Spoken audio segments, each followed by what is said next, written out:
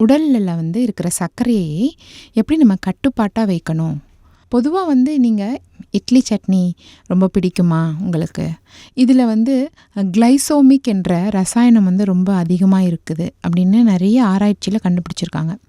இந்த கிளைசோமிக் ரசாயனம் தான் வந்து சர்க்கரை வியாதிக்கு அடிப்படையான ஒரு காரணம்.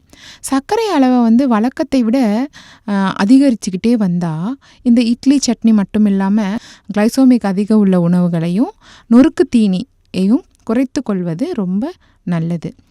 கிளைசோமிக் என்பது என்ன அப்படின்னு பார்த்தீங்கன்னா, உணவுல இருந்து நம்ம சாப்பிட்ற உணவு வந்து ரத்தத்துல இருந்து அது வந்து குளுக்கோஸா மாறும். அந்த மாறுற தன்மை தான் வந்து கிளைசோமிக். உணவுகளிலிருந்து ரத்தத்துல சேரும் கார்போஹைட்ரேட் மூலம் உருவாகும் ரசாயன விளைவு தான் வந்து இந்த கிளைசோமிக்.